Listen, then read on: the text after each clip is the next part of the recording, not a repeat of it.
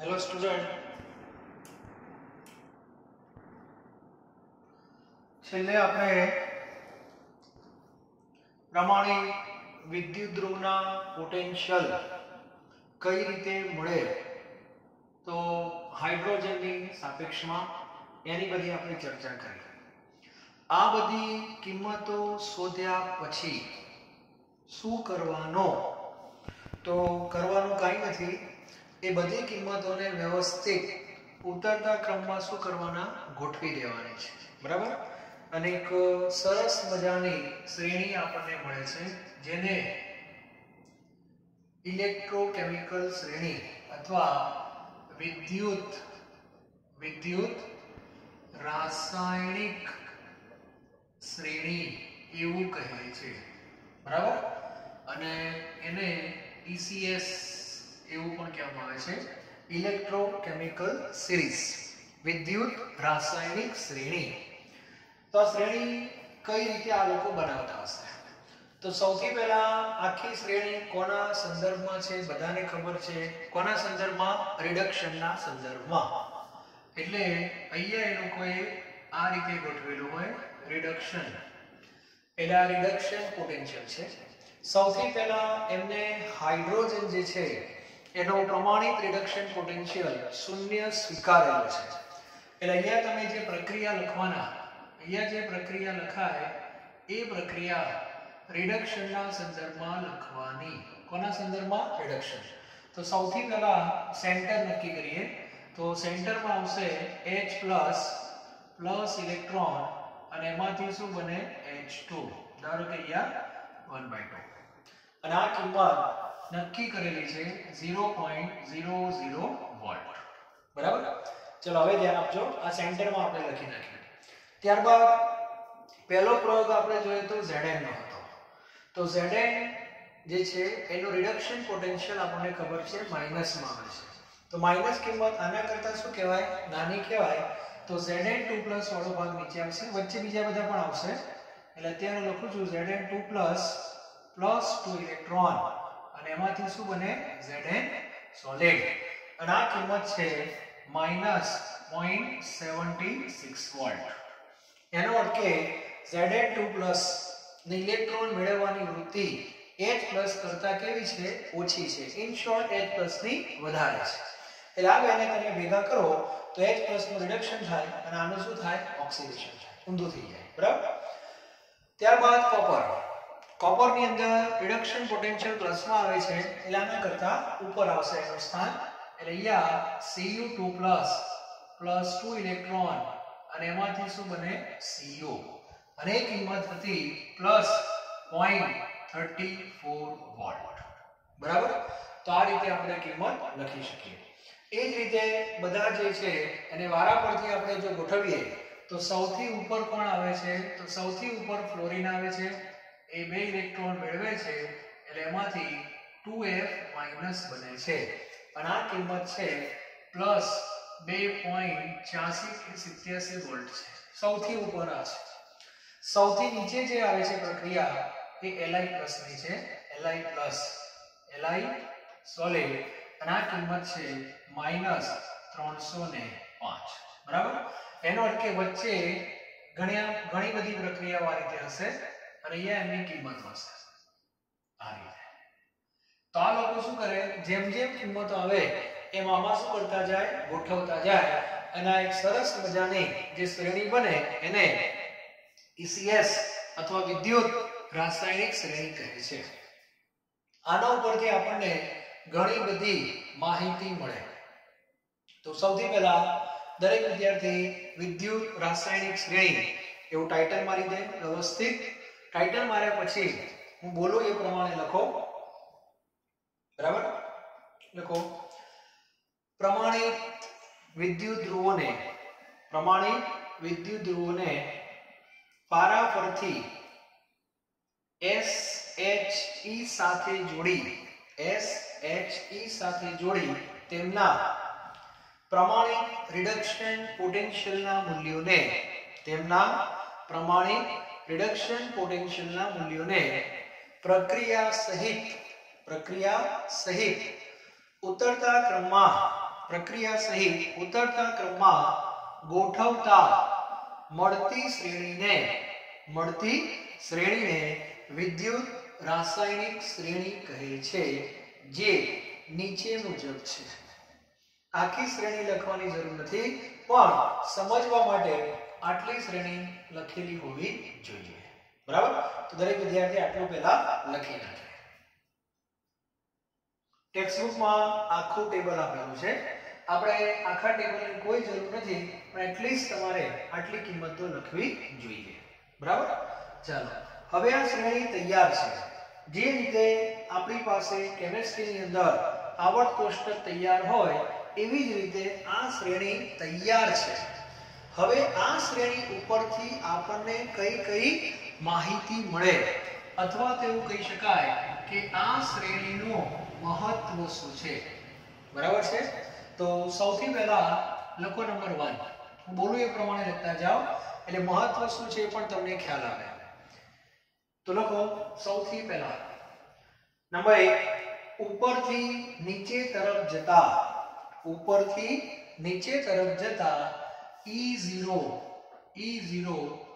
ReD ના મૂલ્યો ઘટે છે.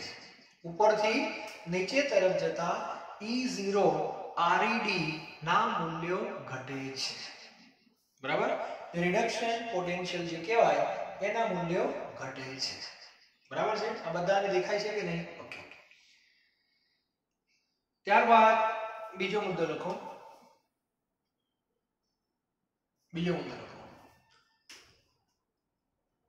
રિડક્શન પોટેન્શિયલ ઘટે છે.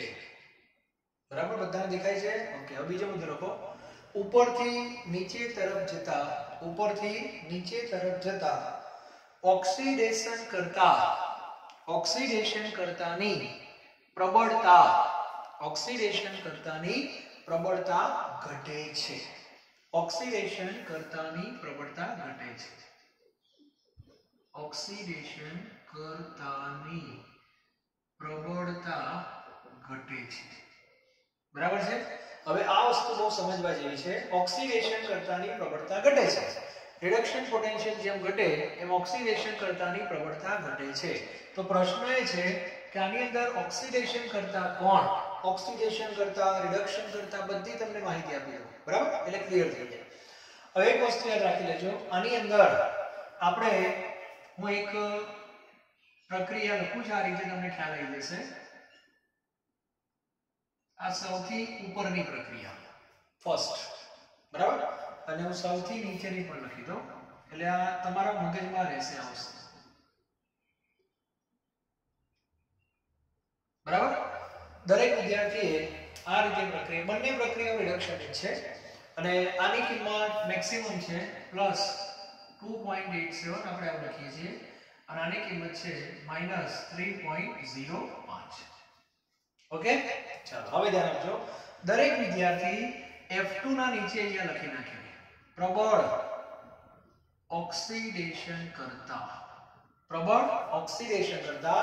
એટલે આપણે જે આ કિંમત આપી એ આને આપી, જેનો રિડક્શન પોટેન્શિયલ વધારે. આ 2.87 જે છે રિડક્શન પોટેન્શિયલ છે. કોનો? F2 નો છે. સમજાય છે? એટલે F2 ને પ્રબળ શું કહેવાય? ઓક્સિડેશન કરતા કહેવાય. હવે તમે ઓક્સિડેશન કરતાની પ્રબળતા ઘટે છે, તો આની આ લાઈન પકડવાની. તો F2 જો પ્રબળ ઓક્સિડેશન કરતા હોય, તો જેમ જેમ તમે નીચે જાઓ એમ Li+ ને શું કહેવાય? તો Li+ ને નિર્બળ ઓક્સિડેશન કરતા કહેવાય.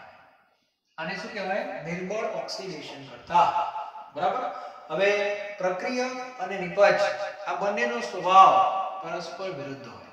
હવે ઊંધું વિચારો. અહીંથી આપણે ચાલુ કરીને અહીંથી આમ આવ્યા. ધ્યાન આપજો. બરાબર? હવે હું તમને અહીંથી આમ લઈ જઉં છું. ધ્યાન આપજો. હવે Li+ જો નિર્બળ ઓક્સિડેશન કરતા હોય, તો સામે લિથિયમ શું હોય? પ્રબળ રિડક્શન કરતા હોય. યાદ રાખજો, લિથિયમ એ પ્રબળ રિડક્શન કરતા કહેવાય. અને લિથિયમ જો પ્રબળ રિડક્શન કરતા હોય, તો ઉપર તમે જાઓ F- શું કહેવાય? તો F- ને નિર્બળ શું કહેવાય? રિડક્શન કરતા. ટૂંકમાં ડાબી બાજુ જે લખ્યું છે મેં એ ઓક્સિડેશન કરતા છે, જમણી બાજુ લખ્યું એ મેં રિડક્શન કરતા છે. ડાબી બાજુ વાળો જો પ્રબળ હોય તો સામે વાળો નિર્બળ જ હોય, અને આ નિર્બળ હોય તો સામે વાળો પ્રબળ હોય. આ નિર્બળ શેમાં છે? ઓક્સિડેશન કરતામાં. તો Li પ્રબળ શેમાં છે? રિડક્શન કરતામાં. તો આવો એક ક્રમ તમારા મગજમાં હોવો જોઈએ. આ રીતે ક્લિયર? તો આવો એક ટેક્સ્ટબુકમાં ચોપડામાં જો લખેલું છે ને તો તમે આગળ જતા અમુક જે MCQ છે એ સોલ્વ કરવાની બહુ મજા આવશે. ખ્યાલ આવી ગયો? તો આ રીતે તમે સમજી શકો છો ઓક્સિડેશન કરતા અને રિડક્શન કરતાની જે વાતો છે એ આના ઉપરથી નક્કી થાય છે. ઓકે, તો આ કિંમત જે છે 2.87 એ કોના સંદર્ભમાં છે? ધ્યાન રાખજો, આ પ્રક્રિયકના સંદર્ભમાં છે. બરાબર, આ બંને કિંમતો. હવે તો આને કહેવાય શ્રેણી. ત્યાર પછી આના પરથી બીજી કેટલીક માહિતી હું તમને આપું છું. ખાસ કરીને હેલોજન અધાતુ એના રિડક્શન પોટેન્શિયલ વધારે હોય. બરાબર, એટલે ઓક્સિડેશન કરતા તો પ્રબળ જ છે. તો અહીંયા હું લખું છું ઓક્સિડેશન કરતા નો ક્રમ. તો ફ્લોરિન, પછી ક્લોરિન, પછી બ્રોમિન અને પછી આયોડિન. બરાબર, આ ચારની હું વાત કરું છું. તો ફ્લોરિન જે છે F2 એ સૌથી પ્રબળ ઓક્સિડેશન કરતા કહેવાય. તો એનો અર્થ એવો થયો કે આમ લખાય. બરાબર, એટલે આ ફ્લોરિન, ક્લોરિન, બ્રોમિન અને આયોડિનમાં ઓક્સિડેશન કરતાનો ક્રમ તમે આ રીતે લખી શકો છો. બીજું, હવે આ ફ્લોરિનનો જે આયન હોય F- હોય. તો એનો અર્થ એવો થવાનો કે પ્રબળ ઓક્સિડેશન કરતા છે તો એનો જે આયન હશે એ નિર્બળ શું હશે? રિડક્શન કરતા હશે. એટલે અહીંયા હું નીચે જે ક્રમ લખું છું એ રિડક્શન કરતાનો ક્રમ. ધ્યાન આપજો. બરાબર, હવે રિડક્શન કરતાનો જે ક્રમ હશે એ નિર્બળ થઈ જાય. તો F- Cl- Br- અને I- આવું થશે. ચાલો, તો આની અંદર રિડક્શન કરતાનો ક્રમ છે. તો F2 એ પ્રબળ ઓક્સિડેશન કરતા છે, તો F- નિર્બળ શું કહેવાય? રિડક્શન કરતા. એટલે એમાં આવું થઈ જશે. જો તો આ પણ એક બહુ સમજવા જેવી વસ્તુ છે, દરેકને આ પણ ખબર પડવી જોઈએ. તો આ એક સારી માહિતી છે, એ દરેકને ખબર હોવી જોઈએ. ક્લિયર? તો આ એક મુદ્દો લખતા રહેજો. જેટલું MCQ લેવલે મેં ધ્યાનમાં આવ્યું છે એ તમને લખાવું છું. તો આ પણ એક માહિતી આપણને મળે છે. ત્યારબાદ નંબર 4 લખો.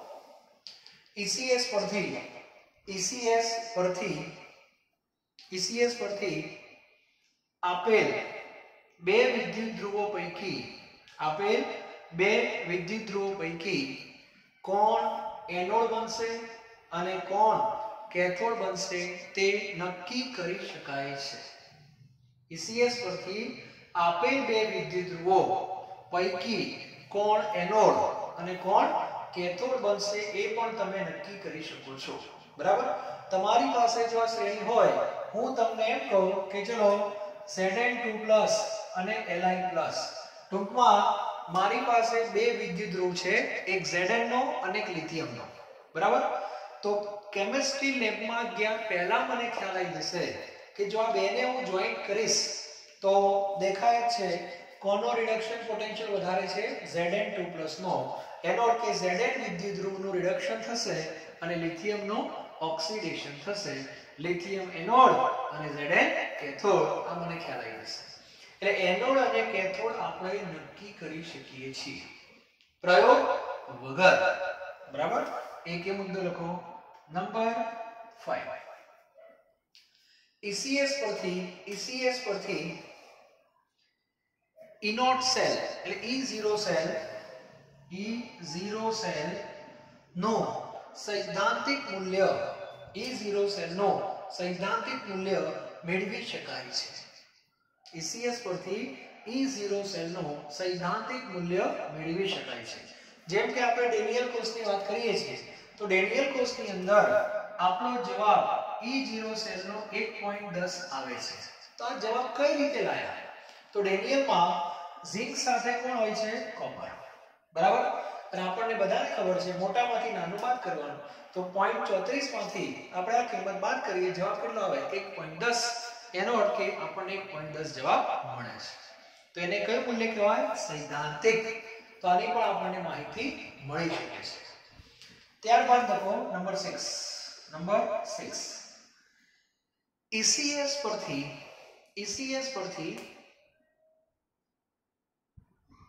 પરથી કયો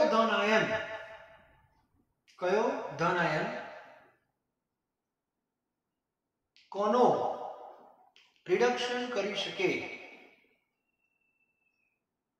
તેની માહિતી મેળવી શકાય છે. તેના પરથી કયા દ્રાવણને કયા પાત્રમાં ભરવું હિતાવહ છે કે નહીં તેની માહિતી પણ મળે છે. તો આપણે 11મા ધોરણમાં આવા પ્રશ્નો હતા કે આ દ્રાવણને આ પાત્રમાં ભરાય, આ દ્રાવણને આ ચમચીથી હલાવી શકાય કે નહીં, આ બધા જે કંઈ પ્રશ્નો છે એ આના પરથી તમને મળી જાય. હા, કિંમતો હોવી જોઈએ. દાખલા તરીકે એક ઉદાહરણ તમને આપો, તમને ખ્યાલ આવી જશે. પરીક્ષામાં આવા પ્રશ્નો પૂછાય જ છે કે દાખલા તરીકે એક એક્ઝામ્પલ તમને આપી દો એટલે ખ્યાલ આવી જશે. બરાબર, હવે વસ્તુ ક્લિયર થઈ જશે. અત્યાર સુધી બધી ચર્ચાઓ આપણે પૂરી. પાત્ર છે Zn સોલિડનું, બરાબર, પાત્ર છે નો Zn સોલિડનું, અને દ્રાવણ છે કોપર સલ્ફેટનું Cu2+ અને SO4-2. પરીક્ષામાં પ્રશ્ન પૂછાય કે Zn ના પાત્રમાં કોપર સલ્ફેટનું દ્રાવણ ભરી શકાય કે નહીં, બરાબર, અને બાજુમાં રિડક્શન પોટેન્શિયલ આપ્યા હશે.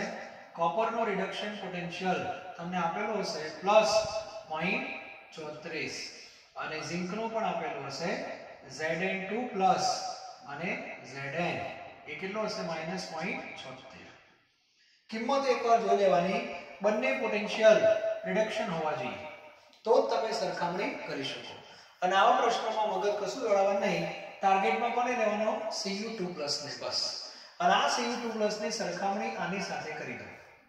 અને આના કરતા કિંમત મોટી છે એનો અર્થ એવો થયો કે Cu2+ નો રિડક્શન પોટેન્શિયલ વધારે છે એટલે Cu2+ ઇલેક્ટ્રોન મેળવીને જ રહેશે. કોની પાસેથી? Zn પાસેથી. અને મેળવશે નો સીધો અર્થ એવો થાય રેડોક્સ પ્રક્રિયા થશે. અને રેડોક્સ પ્રક્રિયા થાય એટલે દ્રાવણનો પ્રકાર ને બધું બદલાઈ જાય. અને આપણો હેતુ એ હોય કે આપણે જે પાત્રમાં દ્રાવણ ભર્યું હોય એ દ્રાવણ એવું ને એવું રહેવું જોઈએ. તો આવા સંજોગોમાં પ્રક્રિયા થાય છે, દ્રાવણનો પ્રકાર બદલાઈ જાય છે અને એટલા માટે હિતાવહ નથી. ખ્યાલ આવી ગયો? આ રીતના પ્રશ્નો પૂછાઈ શકે. આ જ વસ્તુને આમ પણ પૂછાય કે દ્રાવણ છે નો Zn2+ નો અને પાત્ર છે નો Cu સોલિડ નો. તો આવા સંજોગોમાં Zn2+ ની કિંમત ઓછી છે એનો અર્થ કે Zn2+ કોપર પાસેથી ઇલેક્ટ્રોન ન લઈ શકે. એનો અર્થ કે પ્રક્રિયા નહીં થાય એટલે આ સ્થિતિ જૈસે છે જેમ છે એમના એમ જ રહેશે. તો આવા બધા પ્રશ્નો પૂછાતા હોય એ મગજમાં રાખવાનો. ચમચીના પ્રશ્નો પણ આવે છે, વીંટીના પ્રશ્નો પણ આવે છે, ઘણા બધા પ્રશ્નો આની અંદર આપણે રજૂ કરી શકીએ છીએ. આને ECS કહેવામાં આવે છે. તો પહેલા આપણી પાસે ECS નહોતું, હવે આવી ગયું છે. હવે તમે બેઠા નક્કી કરી શકો કે આ બેને ભેગા કરીએ તો આ એનોડ બને, આ કેથોડ બને, આનું ઓક્સિડેશન થાય, આનું રિડક્શન થાય, આનો E0 સેલ આટલો મળે તમને ખ્યાલ આવી જાય. બરાબર, તો આને ECS નું મહત્વ કહેવામાં આવે છે. ક્યારેક તમને આ બધી જ ખબર હોય અને પરીક્ષામાં આવો પ્રશ્ન પૂછી નાખે કે મારે સૌથી વધારે મહત્તમ E0 સેલ જોઈએ છે. મહત્તમ E0 સેલ તમને કયું કોમ્બિનેશન આપે? મહત્તમ E0 સેલ. તો ECS માંથી બે છેડા લેવા પડે. એનો સીધો અર્થ એવો થાય ફ્લોરિન અને લિથિયમ. ફ્લોરિન અને લિથિયમનો જો સેલ બનાવો તો 101% તમને મહત્તમ E0 સેલ મળે. અને મહત્તમ E0 સેલ એટલે +2.87 -3.05 એટલે +2.87 2.87 માઈનસ માઈનસ પ્લસ થઈ જાય એટલે અહીંયા તમને જવાબ આવશે પ્લસમાં બરાબર છે ને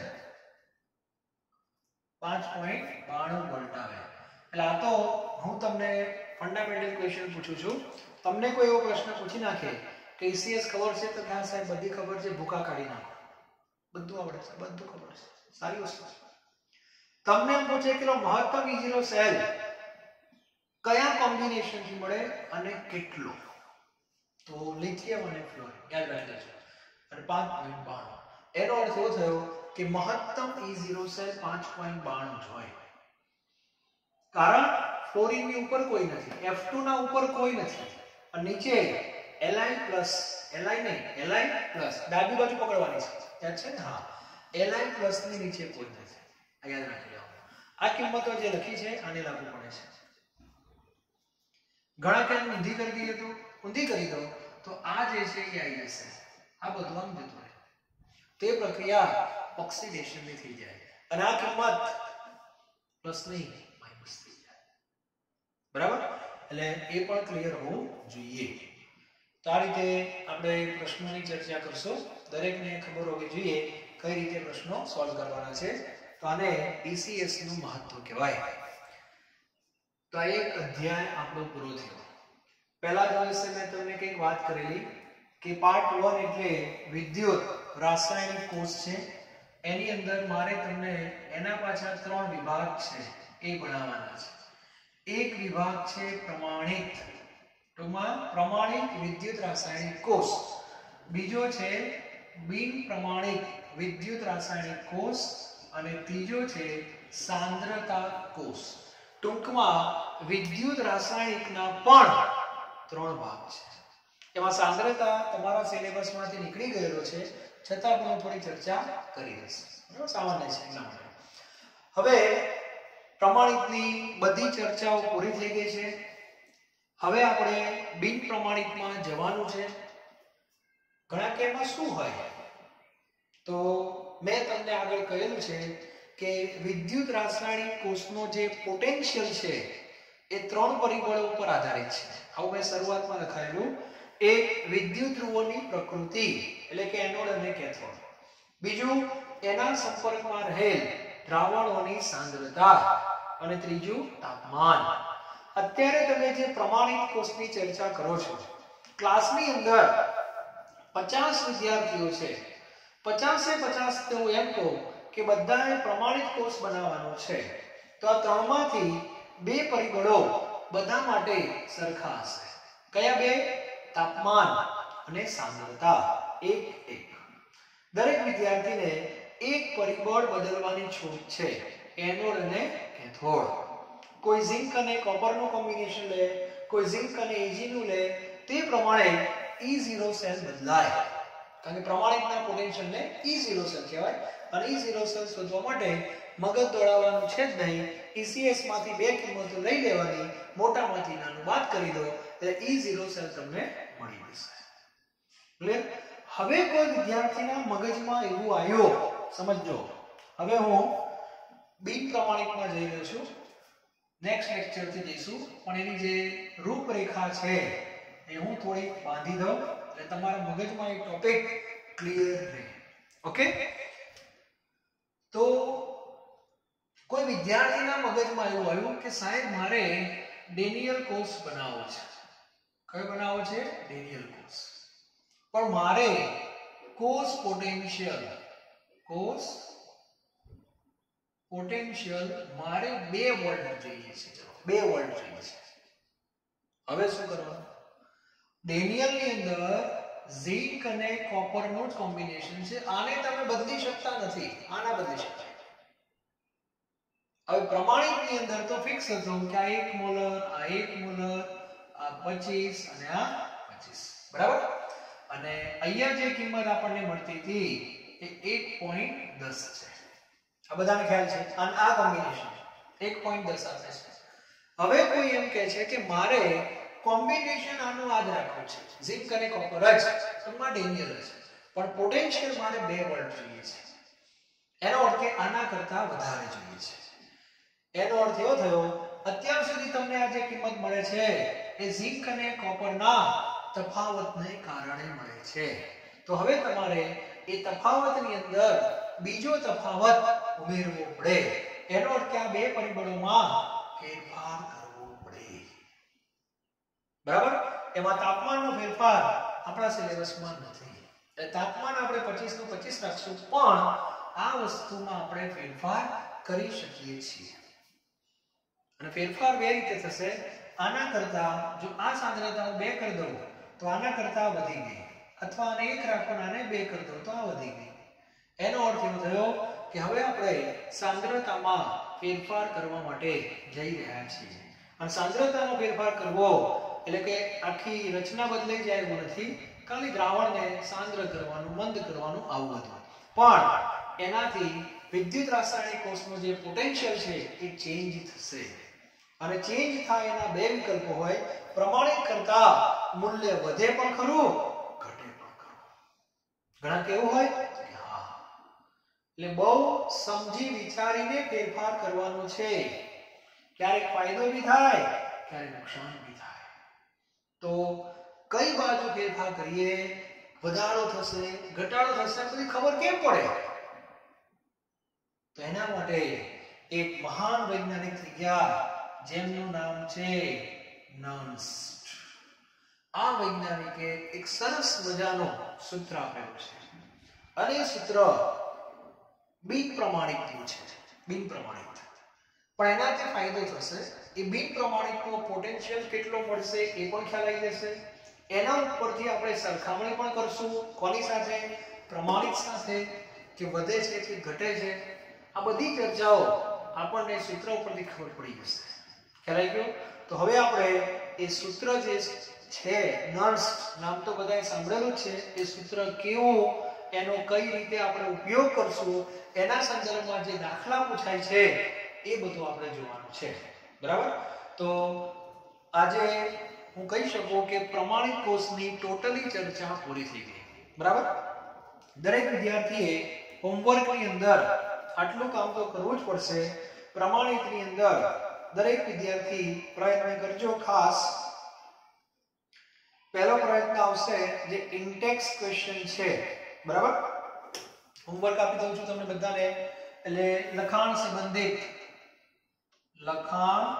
સંબંધિત જે પ્રશ્નો છે એમાં 3.1, 3.2 અને 3.3 આ ત્રણ તો તમારે સોલ્વ કરવાના જ છે. બરાબર? ઉદાહરણ જો આપ્યા નથી આ લોકોએ, પણ 3.1, 3.2 અને 3.3 આટલું તો દરેક વિદ્યાર્થીએ કામ કરવાનું છે. જાતે મગજ દોડાવો. ટેક્સ્ટબુકમાં કશું આપ્યું નથી વ્યવસ્થિત, એટલે હું જે પ્રમાણે નોટ્સ તમને લખાવું છું એ પ્રમાણે તમારે નોટ્સ બનાવવાની. બરાબર? તે પણ મગજમાં રાખજો. સ્વાધ્યાયના પ્રશ્નો આપણે અલગથી ગણશું. વધારે તમને લોડ આપતો નથી અત્યારે, શરૂઆત છે એટલા માટે. પણ હવે પછી જે શરૂ થશે એ બિન પ્રમાણિત આવશે. એટલે અત્યાર સુધી આપણે સમજી લો ને કે એક જ પરિબળનો ઉપયોગ કર્યો, એનોડ અને કેથોડનો. હવે આપણે બિન પ્રમાણિતનું સૂત્રને બધું જોઈશું હવે નેક્સ્ટ લેક્ચરની અંદર. તો દરેક વિદ્યાર્થીને ત્યાં સુધી આ ECS નો કોન્સેપ્ટ ક્લિયર કરી દેજો. બહુ સારી માહિતી છે. બરાબર? આના ઉપરથી ઘણા બધા પ્રશ્નો આવવાના છે, એટલે એના સંદર્ભમાં થોડી મહેનત તમારે કરવાની. અને જેને ખ્યાલ આવી જાય કે ના મજા આવે એવું છે, થોડું કદાચ પ્રયત્ન કરવો હોય તો સ્વાધ્યાયની અંદર 3.1 અને 3.2 પહેલા બે જે પ્રશ્નો છે એ જોજો.